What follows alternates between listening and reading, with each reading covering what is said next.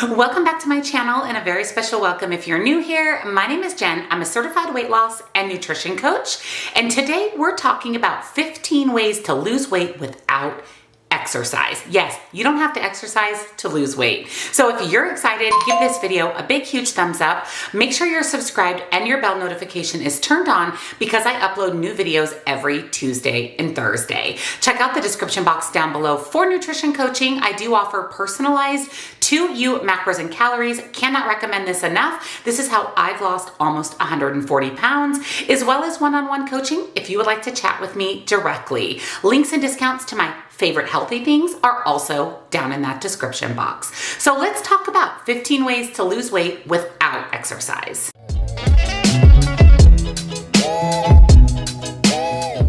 Are you looking to slim down but you don't have the time or the ability to exercise? Well, today's video is perfect for you. Some of the top reasons people don't exercise are things like fatigue, being overly busy with their day-to-day life, including work and family, feeling unmotivated, not being able to afford a gym membership, feeling that exercise in general is boring, and even going as far as being embarrassed to work out in front of others. There are a lot of reasons why people choose not to work out or exercise, and they think that because they don't exercise regularly, they're not going to reach their weight loss goals, which is completely inaccurate. You actually don't have to exercise at all to lose weight. I have several coaching clients that have lost well over 100 pounds without ever exercising a day in their life. Weight loss starts in the kitchen, fitness starts in the gym. Exercise is not essential for weight loss. Some things you can do to expedite weight loss without exercise is eating a well-balanced, nutritious diet. It's no secret that your diet is the reason you either gain or lose weight. Calories in versus calories out is how you lose weight, how you gain weight,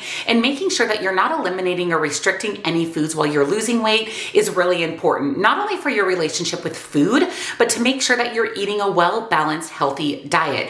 Everything in moderation. Just watch your portion control of things that are higher in calories. You can eat anything you want and still reach your weight loss goals. You should be eating fruits, vegetables, carbs, protein, fats, a little bit of everything to make it a well-rounded, nutritious diet. Number 2, use smaller plates. When we use a smaller plate, not the big dinner plates, but a small one, and we load it up with our meal, we feel like we're getting a lot of food. Where on the flip side, if we have a big plate and we have a little amount of food in there, it can play a little bit of mind games with us, thinking that we're not getting a lot of food, which will lead us to oftentimes overeat, just thinking that our portion is so small, when really it's just that portion on a big plate. So utilize those salad plates and those smaller plates for your meals. Number 3 is practice mindful eating. Eat undistracted. Turn off the TV, put your phone down, eat in a place where there are no distractions, and just focus on your meal. Set your fork down between bites to slow down your eating. This is going to give your body time and your brain and stomach time to connect that you've eaten a meal,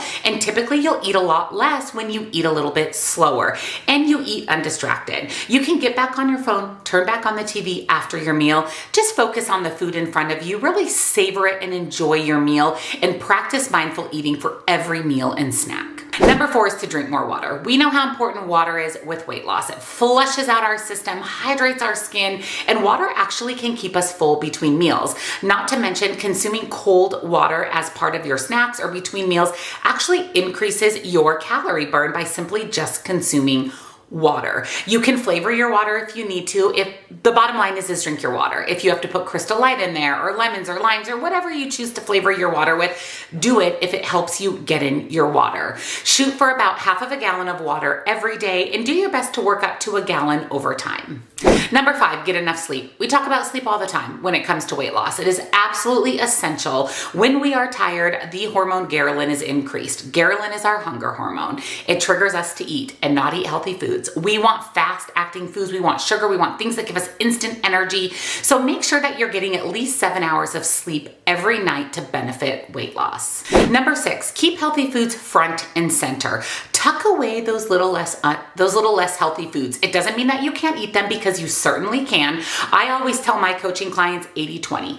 80% whole real food, 20% foods that you love, and some of those unhealthier foods are just fine to incorporate daily or into that 20%. But if we have the healthy foods on hand and in visual sight, we'll automatically reach for those. Have a fruit bowl out on your counter. Put your healthy foods towards the front of your fridge, your freezer, and your pantry, so when you open them up, that's the first thing you see and you gravitate towards those healthier options. And like I said, you can eat whatever you want, just put the little less healthy options a little more towards the back. Number 7 is to manage stress. Stress eating is a real thing. Having a lot of stress in our life will lead to overindulging, overeating, and sometimes even binge eating on unhealthy foods. Now, of course, we can't eliminate stress in life. It's just going to happen. But there are certain stresses that we encounter as human beings that we can manage. So do your best to manage any stress that you can control so that you aren't reaching for food and stress eating. Find something else to do. Take a walk, watch a show, scroll on your phone, read a book. Find something to keep your hands and your mind busy so that you aren't overeating in stressful situations. Tip number 8 is to fill half of your plate with vegetables. 3/4, half of your plate vegetables, the other half, the majority protein, and then a small amount of carbohydrates is going to give you a balanced plate. Not only is it going to prevent you from overeating, because vegetables are a high volume, low density food, which means you can eat lots and lots and lots of them for very, very little calories. Not to mention all of the micronutrients, the fiber, the vitamins, minerals, essential nutrients in vegetables. Make it a rule of thumb that half of your plate is vegetables and the other half is comprised mainly of protein and a small amount of a complex, healthy carb. This will not only help you get in your vegetables, but will help you stay fuller, because high volume, low density foods and vegetables are the king of that. Number 9 is to practice portion control. Utilize a food scale. Weigh everything. A food scale is the most accurate, easiest way to weigh out your foods. I weigh my vegetables, my fruits, I weigh liquids, I weigh condiments, everything on a food scale. Most of the time I measure in grams, with the exception of liquids. I always measure in fluid ounces, and meats I always measure in ounces. 6 ounces of chicken, 4 ounces of chicken. Everything else is in grams. Watch your portions. We might think that a tablespoon of peanut butter is this much when a tablespoon of peanut butter is that much. And now you're eating 200, 300, 400, 500 calories of nut butter when you think you're eating 200 calories of nut butter.